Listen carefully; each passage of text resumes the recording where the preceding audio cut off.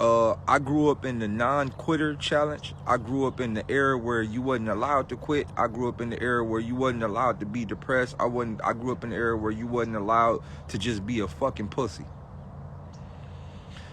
And I'm a walk y'all back to a game that changed my life. A game that changed my life was the little handheld game, and it had water in it. And you had to press the button, and the button made the water blow these rings onto this little, like, stick-looking thing. Anybody remember that game? Now, this is before Nintendo. This wasn't even electronic. Anybody remember that game?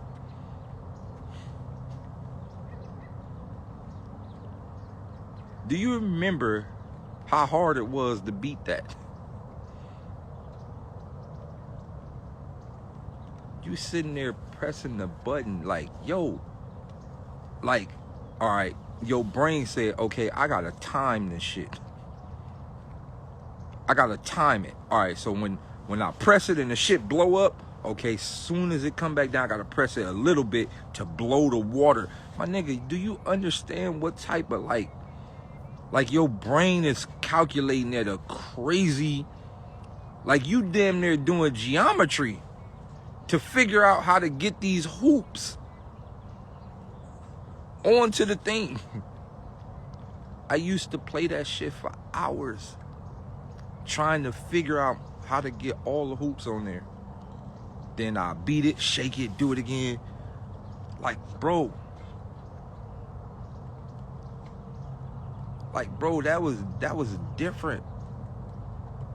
Playing Tetris, playing Pac-Man to the last level. Like, no, these games ain't have graphics. And let me tell you something. I'm from the era where there wasn't no save data. There wasn't no save data. You either beat this shit today or you don't beat it at all. Biggie, where you at? There wasn't no save data. So, you had to figure this shit out. I remember playing Resident Evil for the first time and we didn't have no memory card. We had to figure this shit out. Ain't no save data. You gotta beat it. You can't rage quit. You gotta win. You rage quit, you're gonna start all the way back over from the beginning, and you don't wanna do that. So I am lucky to have grew up in the era where we had to beat the game. Luckily. So that helped me. Speaking for the new people, I don't know. But I'm saying all of this to say, there's only two ways to live life. Accept the cards that the gods have given to you and play them to the best of your ability, or be sad and depressed and destroy yourself. It's either or. Those are the only two options in life. I grew up in Watts, California. I had nothing coming up. It was hard.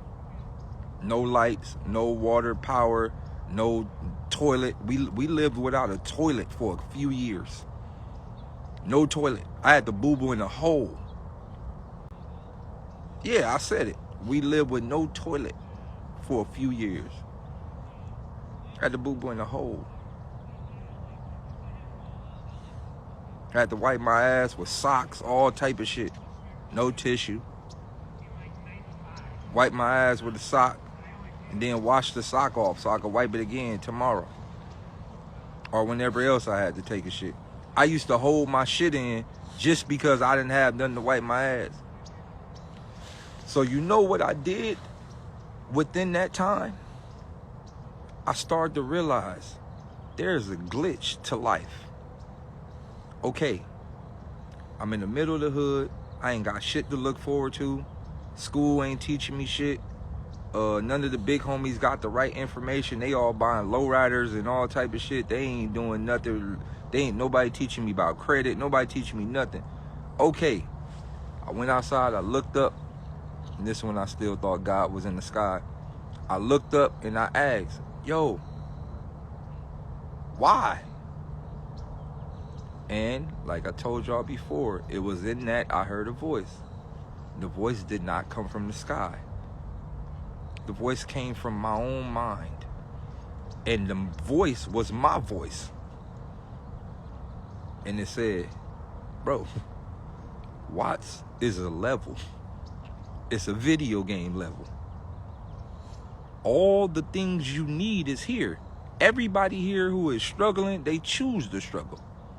All the pieces you need is here. Watts is not a fucking ghetto. It's a fucking paradise. All the pieces you need is here. So, let me tell you, I'm about to break it down to you. One day I had to take a shit. It wasn't no tissue. So I said, oh, this house. I've been programmed by thinking that I gotta come home to take a shit. There's tissue clearly in the public bathroom.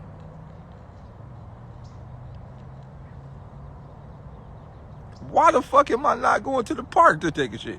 Wait, there's tissue in McDonald's and Burger King and Fufales and the library. Wait, why the fuck am I coming home to take a shit? You know what? I made the choice to come home and struggle. I don't have to come back here.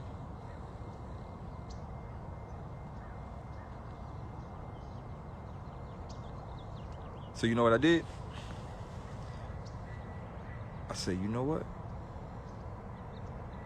I went to Burger King. I ordered, this was when Big Mac, this was when Whoppers was $1. I ordered me a Whopper. Said, oh, excuse me, can I have some napkins?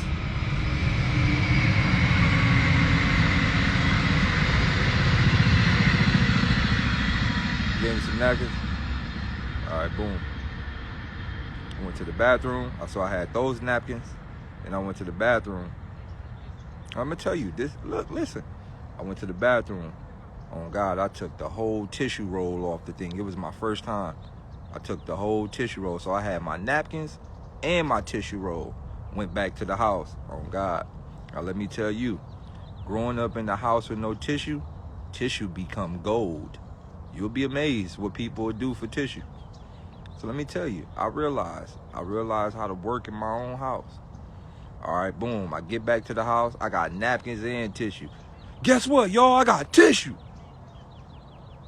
They told me, where you get that from? Mama didn't even buy no more. I said, don't worry about it. Boom.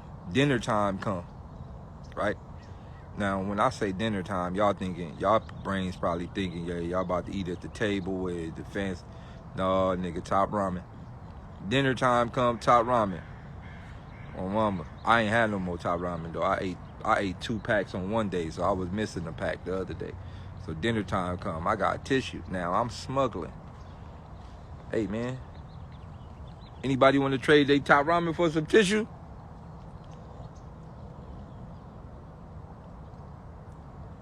Nobody wanted to trade. So I said, all right, look, this is what we do. I give you half of my tissue roll. You just give me a couple of spoons. Because we ain't had no forks. We only could eat top ramen with the 1 spoon we had. We had 2 spoons. We had to share them between 6 people. So look, I'm going to give somebody some of this tissue on my mama. And I don't even want your whole bowl. I just want a few spoons. Just a noodle or 2. You know, the hot ones. When it's hot, you still eat it anyway. My mama, if you been through it, you been through it. You know what time I'm on. I ain't the only nigga that struggled. All right, boom. So now I'm trading tissues for pieces of food. Right? Trading tissues for pieces of food. So then it started to register in my mind. All the pieces that I need are here. Okay, I started to watch the people. Okay, Burger King attract this type of people. Food for Less attract this type of people. The library attract this type of people. So I start going to the library. The library had elegant bathrooms. I ain't gonna lie, a library bathroom is elegant.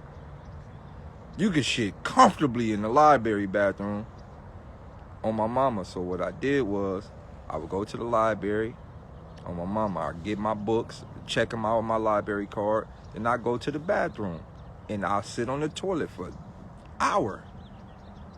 Nice, comfortable shit. Read my book, legs crossed and all that. Oh. I'm telling y'all how I did it. Elegant. Fancy. Library bathrooms was fancy. Clean, smelled good. My mom, it was clean. Bright white lights. It was clean. So I'm taking my boo-boos at the library. I'm reading my books. I'm studying. And I came across a book. I'm going to tell y'all the name of the book. It's called How to Be Successful for Dummies. That was the book I was reading. And the book told you all the life hacks in life. Like, there's hacks. Like, there's a way around everything. There's hacks. And when I was reading the book, I said, hey, I already been doing some of this stuff. So the book was more confirmation that I was already on the right track. I was already on the right track. So I'm going to tell you what I did. Look, I'm going to tell you what I did. I used to hit all, because we had a shopping center. We had a shopping center, and then the library was right across the street from the little shopping center. So yeah, I used to hit Burger King, and this is before cameras. They ain't have cameras everywhere like they got now. I used to hit Burger King. I scraped the whole bathroom for all the tissues. So give me this tissue, give me this tissue, give me this tissue. I scraped, took big old duffel bags, scrape. I was scraping Burger King for their tissue. I was scraping Popeyes for their tissue. I was scraping Food for Less, More for Less. The library, I was scraping everybody for their tissue. Big old bags of tissue. So I'm taking tissue back. Now all of a sudden, I got tissue for sale, not just for my house.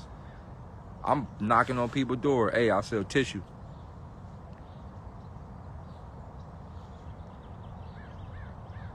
Because I know they used to sell tissue at the store. You could get a roll for $1. You could go to a regular liquor store, and you don't got to buy the whole box. You could get a roll for $1, one roll for $1. So I start selling mine for 50 cents. You go to the store and get your roll for $1, or you could come to me and get 50 cents. So now I'm selling tissue, 50 cents a roll. I'm going up. I'm going up. I'm going all the way up.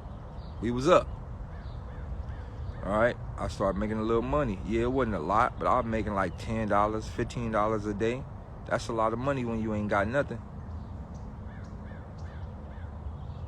That's a lot of money. It's a lot of money when you ain't got nothing. No, it's a lot of money when you ain't got nothing. $10, $15 a day is a lot of money. Now, you got to think, in my mind, $10, $15 a day could get me a lot. So think about this. All I needed was a gallon of Tampico. That was $1. Y'all don't know about the if you drunk Tampico, you part of the struggle. Simple as that. So $1 for my Tampico on my mama. Then I could get 10 packs of noodles for $1. Just hear me out. $1 for Tampico, that's $1. 10 packs of noodles for $1. So I'm gonna get 20 packs. Now I'm really balling. Then I could get my sweets, my Zoom Zooms and Wham Lambs, my little Debbies, and all my little chocolates and all that. And then I had some left over. So then I could treat myself. I go get a Whopper or two. Or, you know, fuck it. I'm going to buy the whole meal. The meal was like $7. So I'm going to buy the whole meal. Let me get a meal. So now I'm living like a boss. Yeah, I ain't have it. But back then, I was up. So I'm making about, on the average, I'm making about $60 a week.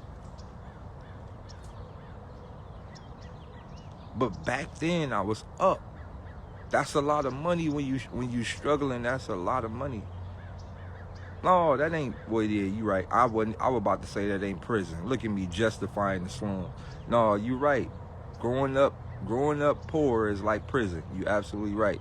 And you gotta utilize the things you can the best you can. So I start to realize, as I start hustling like that, remind you, I'm growing up as I start hustling like that, I start to realize that the stores are hustling us. They finding the shit somewhere else for double cheap, and they selling it to us for the same amount, or triple the amount, or quadruple the price. They just buying shit in bulk. So I started to realize the grand setup of my whole area. I kept moving. I got a little older. A few of the homies was like, man, you selling tissue and shit like that. I started selling soap. I started selling juices. Look, let me tell you, everybody know me for this. From where I'm from, they know me for this. So Pete, boom, I started playing basketball. Like, not start, but I was playing basketball. So I knew basketball niggas was thirsty, because I was a basketball nigga that was thirsty. So who used to clean up was the ice cream truck people. They would hit all the hot spots, the schools, the basketball courts, the parks. They knew where the thirsty people was. So what I used to do is, we had like the Dollar Tree shit, or we had the what you call it? We had the not Dollar Tree, I forgot, the 99-cent store. We had a few what was that? Smart and Final. I thought it was Smart and Final. We had a few little stores where you could buy shit in almost bulk. So what I did was, I used to go to the store and I used to buy the little juices, like little 25-cent type of juices. I used to buy them. I used to buy boxes of them. And then I used to buy Gatorades, and I used to buy like just juice. And I used to make these little Kool-Aid drinks. But no, actually I started off with the Kool-Aid drinks.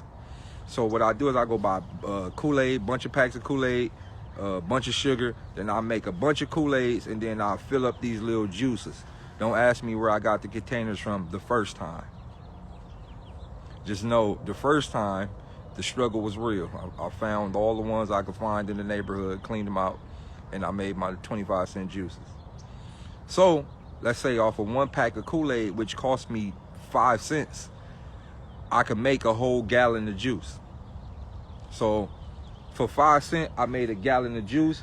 Inside of that gallon of juice, I made about 15 different cups. So in the 15 different juices, I sold them for 25 cents. So for every 5 cents, I probably made like a couple of dollars. So that was in the beginning. And then when I started making a couple of dollars, I started looking at it from a karma perspective, and was like, all right, I don't want niggas drinking out these trash bottles. Let me just buy some real ones. So I started buying the real ones. Now listen, I'm walking y'all all the way up my entire life journey. All right, so I started buying the real juices. I started buying the Gatorades, and I started hitting all the basketball parks. I used to hit every park. And I'm a hooper, so I knew when niggas needed something to drink. Guess where I used to stand at? Right by the water fountain. Oh God, I sit right by the water fountain. Well, you know a nigga don't want no water. Nigga need some sweets. I would sit right by the water fountain with a cooler on. What's up, man? I got drinks. I got Gatorades, $1. Gatorades is like $1.75 or some shit. Gatorades, $1. I got juices, 25 cents. I'm going up. I was going up. I'm making like 30 bucks a day, 40 bucks a day. I'm going up. I'm going all the way. I went from no money a day. Remind you, I went from struggling, nothing a day, to $15 a day to 30 bucks a day. I'm going up. I'm selling juices. Right? So boom, moving forward, after the juices started going up, I made enough money. I ended up buying me a car. Yeah, I made enough money in the middle of the hood, legally, selling juices. I bought me a car. Yes, it was a buck-eat though. Yes, it was a buck-eat though. It was a 1987 Honda CR-V. Hatchback, white and gray, bucket. But it got me to where I needed to get to. Oh God, it got me here, it got me back, got me where I need to get to. All right, so boom. All right, moving forward from that. Now, when I got my little buquito, I paid $700 for it. Yeah, I worked my way all the way up to $700. Paid $700 for my buquito. Everybody was laughing at my bucket though.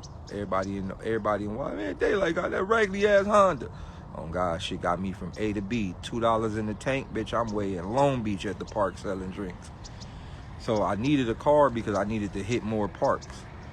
So I'm hitting all the parks. I'm selling drinks. I'm selling Gatorades, Kool-Aids, juices, Capri Suns, all the time. I'm selling all the drinks. I hit all the outside parks. I'm selling all the drinks. I'm going up.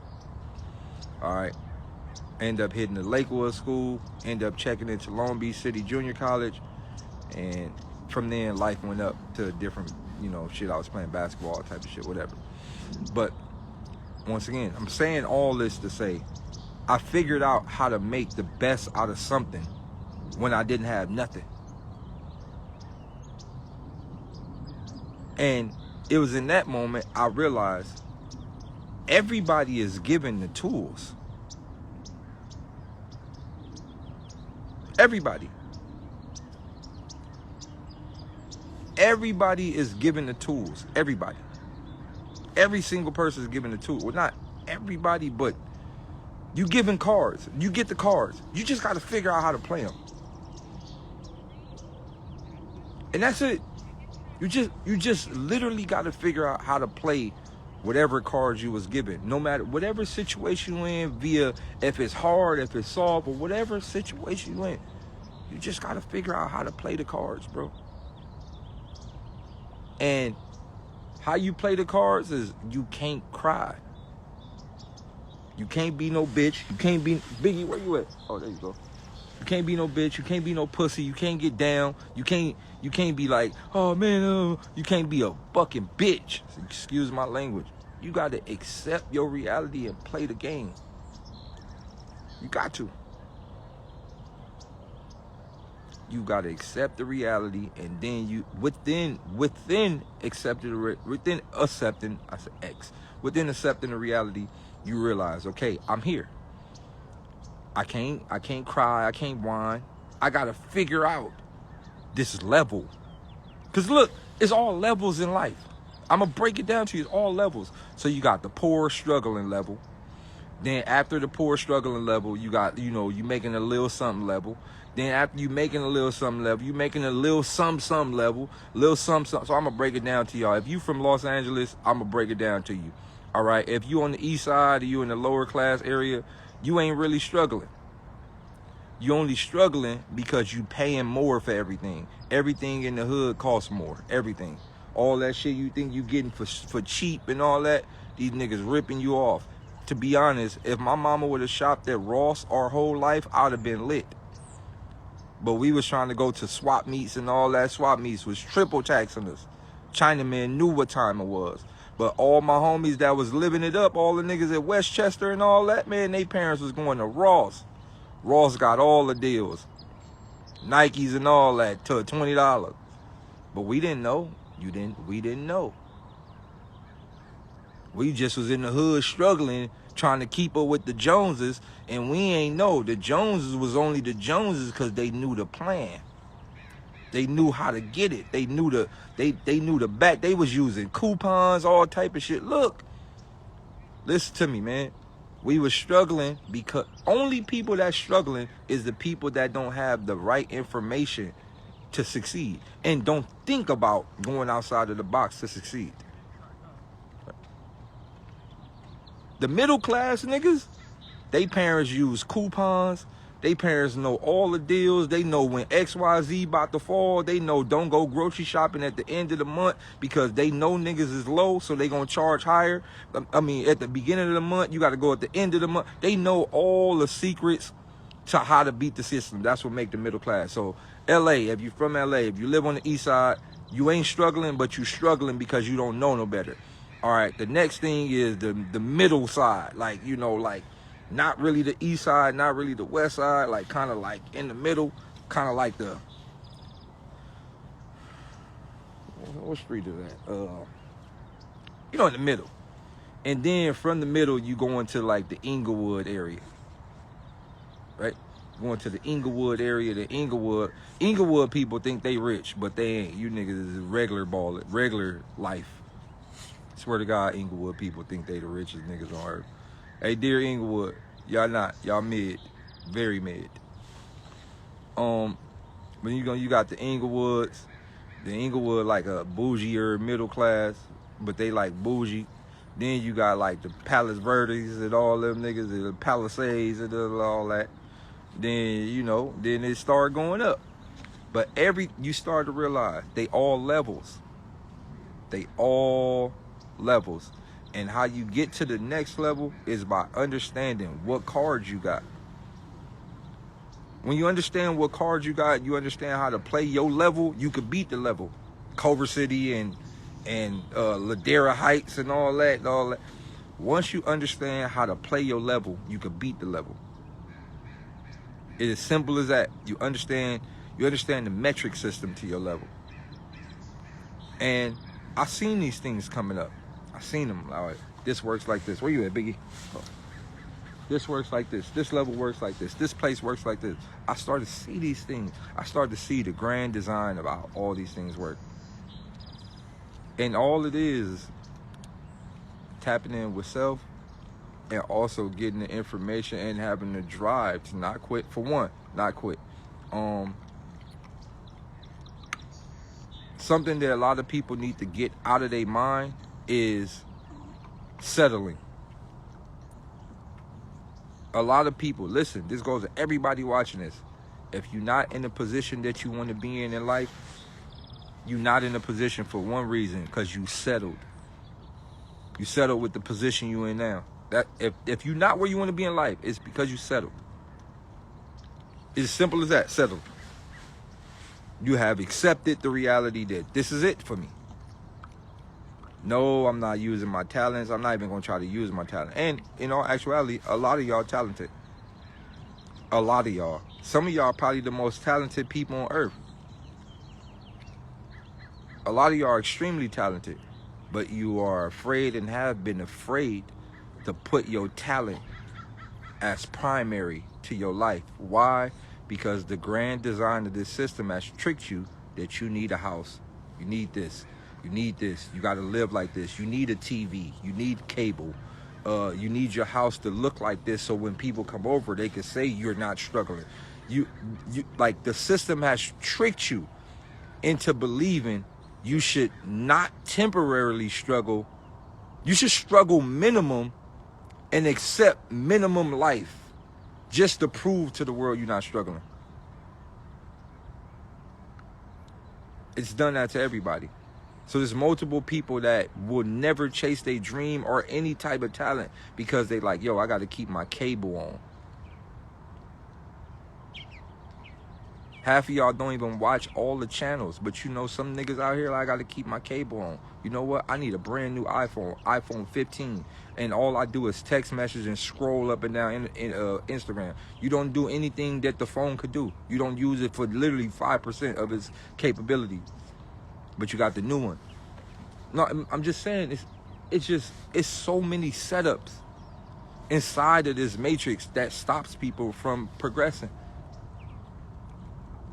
I remember the other day, right, I was talking to the homegirl, and she was like, man, I'm doing bad on my rent and this and this and that, and I got about XYZ amount of money, but I don't know what to do. This ain't enough to buy a house.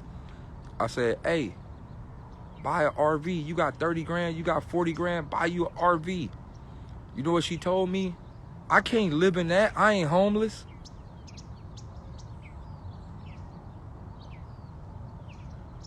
$40 grand on an RV. You won't have to pay a single bill again. Ever. And RVs are fire. I can't live in no RV. That ain't a house.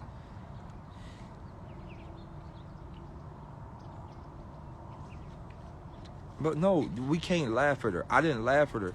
She is a victim of the program. And many of us was, because if I was younger, without the mind state I have now, I probably would have said the same thing. But her brain has been programmed, you should have a house. Like, you should have a house with a yard and a dog and a white picket fence and live middle class, forever. No, that's how some people think. You got to think. Some people not thinking about going camping. That don't even register in their mind. We live in California, and there's some people who ain't never been to the beach, and they live in California.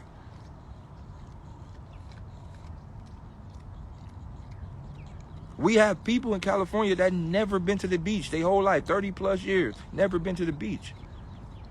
So you got to understand how deep rooted like the mental program is for a lot of people. It's deep rooted. Nah, they not dumb. Look, I've learned you cannot call nobody dumb.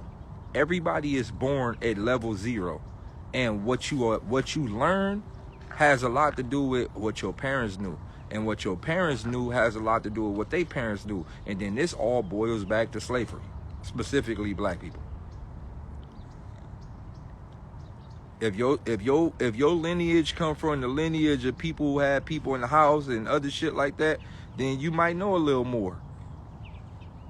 But if your lineage come from niggas that wasn't allowed to read and all that, then your lineage is gonna be fucked all the way up the thing until somebody else break the cycle. Just keeping it real. I'm keeping it all the way real. But the thing is, we can't call nobody dumb because a lot of people don't know, and everybody learning ain't the same. The way people learn are not the same. Some people grasp stuff. Some people grasp things faster.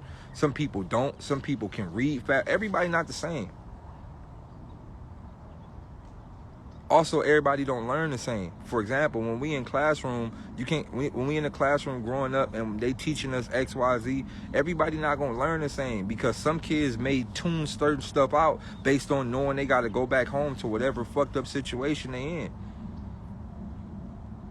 School is cool, they gonna teach you the curriculum, but everybody not going home to the same living situation. So therefore, tomorrow morning, you're not gonna process different. Some of us in the middle of the classroom starving. I'm hungry. My brain can't even function right. I didn't even eat the right nutrients in the morning for my brain to receive the fuck I need to receive. Bitch, I ain't drunk water in about 7 weeks.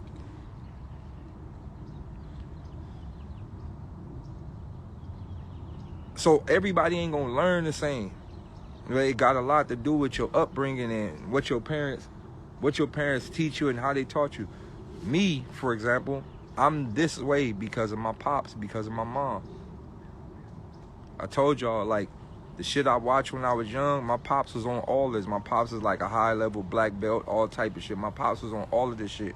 I told you, my pops took me to the movies and we watched They Live. I've seen that shit with my own eyes as a child, and I didn't get it.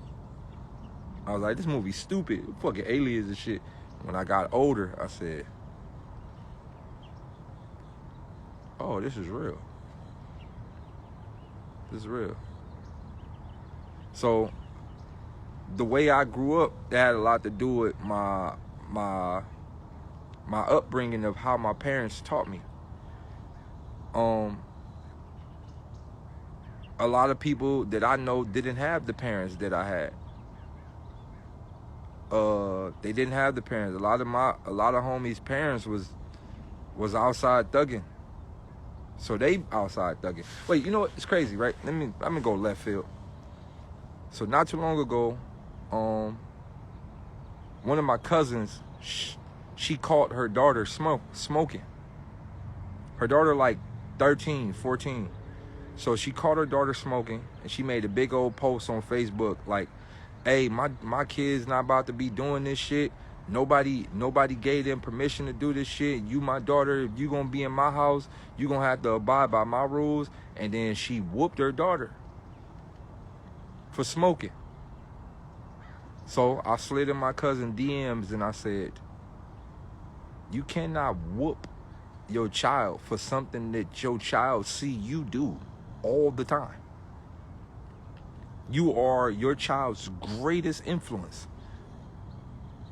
Children pick up everything from their parents. You cannot whoop your child for something that your child see you do every single day.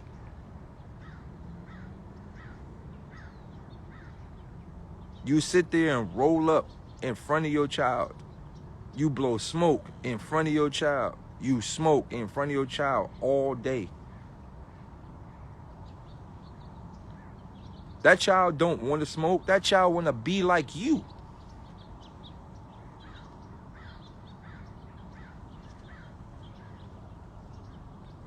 She ain't replied to my message yet. So you know what was the last thing I said? I said, go get the belt and whoop yourself. No, that's what you really need to do. You need to whoop yourself. And she didn't want to hear all that. Moving forward.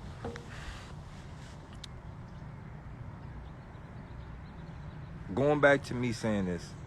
All of y'all got talent. Everybody in here has a form of talent. The objective is, are you going to settle with temporarily okay-ish living, or are you going to put your talent first? Now, I'm going to tell y'all this valuable thing. When you do put your talent first, life get hard. This system, this program, everything we live in, it don't like when you try to unplug from it. It'll exile you. And the level that we in, the level turned into Hall of Fame settings. It get Hall of Fame setting level hard when you unplug from the system and you start to put your talent first. It get hard. The hills get bigger, the hurdles get bigger, the demons come in different type of way. You start to say, oh shit, it's real out here. You start to realize how many other programs it is to beat you back into the matrix, to beat you back into like just living regular. It get hard, and you can't fold though. Every nigga that is a multi-millionaire will tell you the same thing. I was homeless, I slept in my car, all I had was my dream. High 90% of the people who are multi-millionaires today will tell you it was hard, I was homeless for XYZ, I never let up, I stayed on my dream.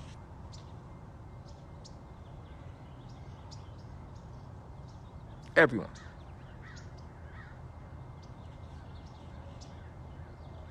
Everyone.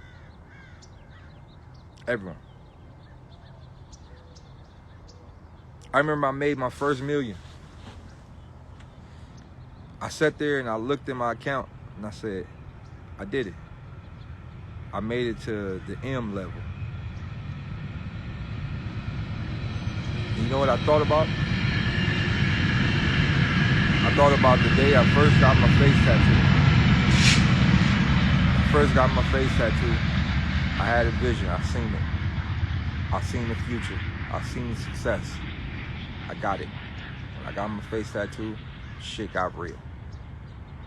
Exiled from everything.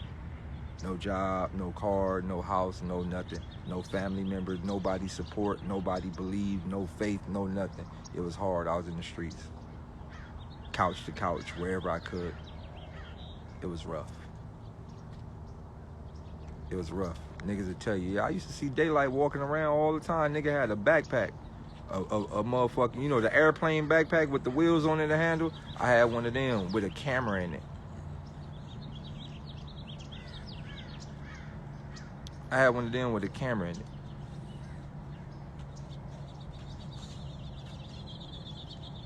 I said, yo.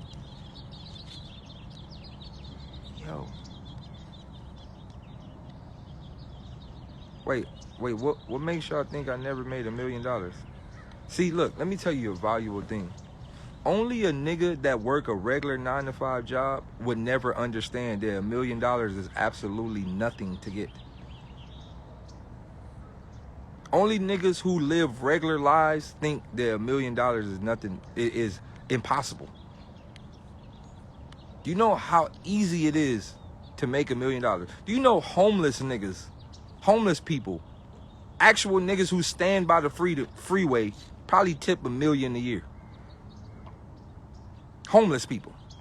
Homeless. There's about 10,000 some cars that exit the freeway every exit daily.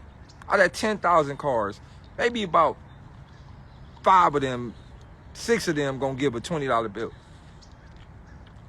You know what I learned? Crackheads not broke. Crackheads just look dirty. Crackheads make more money than drug dealers. Who you think get a drug dealer the money? The crackhead. So the crackhead rich first. Y'all niggas don't understand this. Only niggas who don't live outside of the matrix think that making $1 million is nothing. I'm gonna tell you the valuable thing. When I first made $1 million, I realized making $1 million ain't shit. See, $1 million is only a lot of money to niggas who don't buy shit. $1 million is only $1 million. Yo, Chop, it was millions running through the Zach. Chop, millions. I know, more than millions. But listen, $1 million is only a lot of money to people who don't have nothing to buy. So let me break something down to y'all. When you a lower poverty thinking nigga that work a regular 9 to 5 and you probably make $400 to $600 to $1,000 a week and you got bills, taxes, your brain go $1 million is impossible. When you put your talent first and your life first and all that energy first, it's very easy to obtain. But I'm gonna tell you, when you lower thinking, your brain go, all right, I just want to buy some clothes. You know, if I buy some clothes and I buy me a nice little house or a little apartment or something, I'm going to put a down payment on something. Then I'm going to go put a down payment on the Benz or a Beamer or whatever my favorite car is. Then you're going to be like, all right, cool, I got enough money to spend. When you make $1 million and you start to be around the big niggas, you realize you don't got enough money to buy nothing on this Monopoly board. Nothing. Average house in the hood, $700,000. In the middle of the ghetto, 2-bedroom, burnt down house with the broken windows, $700,000. You don't have enough money to buy nothing. Nothing. You don't have enough money to buy nothing. So I'm saying this, when I got to my first M and I started to be around niggas who had multiple M's, I realized, okay, I'm back broke again. I'm just broke at the next level. I made it out of the regular slums. Now I got to this level, but I'm broke at this level. I'm broke. I can't buy shit.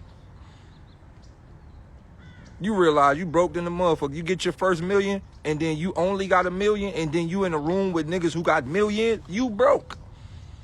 Niggas be in there like, yeah, you know, I just bought just a little property. We're gonna invest about $20 million into it to make sure my house is. And the water system, just a water system alone is about $60 million. We're gonna get together. I mean, last week, you know, I lost about $80 million in this investment, and you know, we're just gonna try to get. Wait, you lost what? You lost 80 what?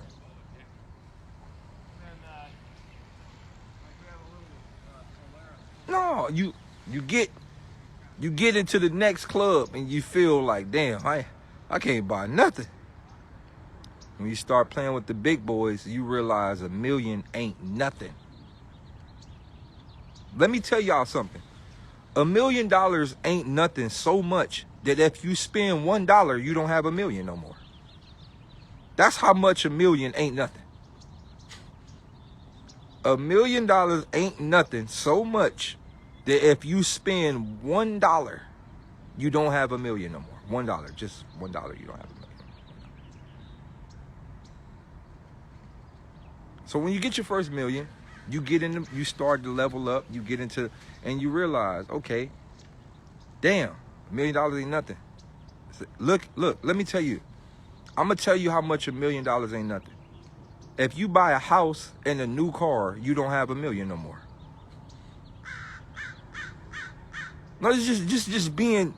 This is just the mind state of a typical American.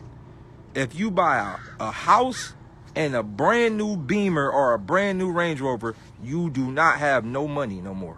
Gone. Gone. $1 million gone on a house and the Range Rover. Gone. Gone. It's that simple. Now I know what y'all said. Well, Daylyt, how the fuck could I make $1 million? Look, let me tell you how easy it is to make $1 million. I'm gonna tell y'all right now, and y'all gonna laugh, but I'm gonna tell y'all how easy it is. Fuck $1 million. I'm gonna tell you how easy it is to make $20 million. Right? I'm gonna give y'all, because I've done this multiple times. All right. Go to Walmart or Kmart somewhere. Because remind y'all, white people do this all the time, what I'm about to say. No, you don't have to invest into no property. Look, you can make $1 million from $20. You only need $20 for this. I'm going to break it down to y'all. To be a millionaire, you only need $20. I know what y'all saying. Daylyt, please don't troll me because I got my last 20. And I'm either going to buy some weed or some cigarettes. Now, I don't want to sacrifice my cigarettes and weed if you're going to troll. All right, I ain't trolling y'all. I'm about to break it down to you. $20. All right. Go to Walmart, Kmart, Target, or anywhere. Go to Staples, anywhere that sells any type of paper. Right? Go get the biggest sheet of paper you could find. Like not paper, you can get like a canvas, like a 3x4 canvas. No, hear me out. Get a 3x4 canvas. Put that canvas in the middle of your living room. Sit that canvas there, because the canvas probably gonna be like $10. Sit that canvas there. Then you use the other $10 to buy some paint and paintbrushes. And then after you buy some paint and paintbrushes, you take about 50 cents to maybe 50 cents to $2. You find somebody who smokes cigarettes and you go, hey, yo, could I buy a square off you, big dog? Nigga gonna give you a square. You take your cigarette back to the house. You sit there, you smoke the whole cigarette. And you look at the canvas. Take your hair down. Whatever you got your hair, frizzy it up. Frizzy it all up. Smoke your cigarette. Dip the paintbrush in the paint. Look at the canvas and go.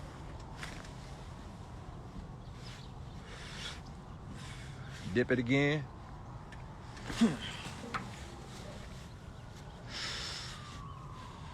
Dip. Yeah.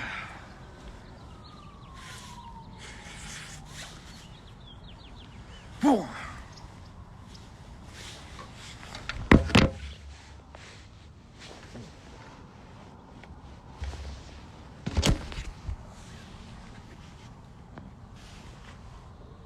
Now, after you're done with this painting, it could just be a line. It could be a white canvas, a line going up, a line going down, a few drizzles at the bottom. Then stick your finger in the paint and drizzle your fingertips all over it. Put that motherfucker online for 100 million. I've seen white people do it all the time. Sold, auction. Jack Bonjour painting, the mysterious Guguzak. 100 million. Auctioned 100 million. Looked like a kid drew the shit. I see white people do it all the time. Jack Ben Buskuyak. Looked like a fucking 3-year-old made this shit. 100 million. 50 million. 20 million. Left and right. Oh, God.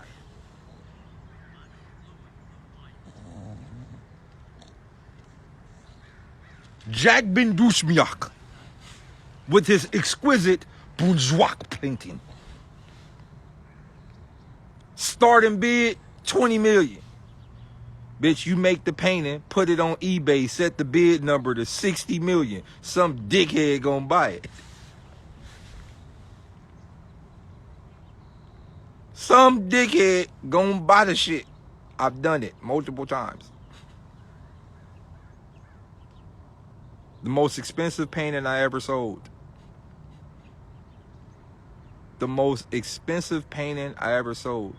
I had a white canvas. I stuck my ass in some red paint and then went and put my booty on the wall. And it was just a red booty cheek in the middle of a big white paint. And sold it for 4 million. eBay. Started the billion at 2.5 million and sold it for 4. The red butt. I called it the token of the black baboon. Nigga from China, 4 million. Listen to me. Y'all have to learn how to beat this matrix. Y'all laughing. This is not a joke. It's not a laughing matter. You could get online right now and type in, all right, everybody do me a favor. Get on Google right now and type in the most expensive art paintings ever. Get online right now. Get online. Look, we got 1 minute and 53 seconds remaining. Get online right now and type in the most expensive paintings on the market. It's going to look like 5-year-olds drew these shits. 5-year-olds.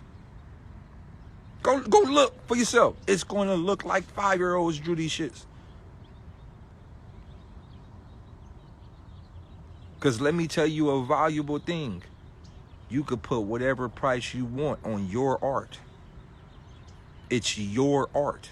It's not somebody else's art. You don't have a manager. You don't have somebody taking your property or your intellectual idea. It's your art. You could put whatever price tag you want on your art. And if somebody else think that your art is amazing, they're going to buy it. It's simple as that. Hey, I'm about to get out of here. Put your talent first, even if it means losing everything for now, because you're going to win in the end. I am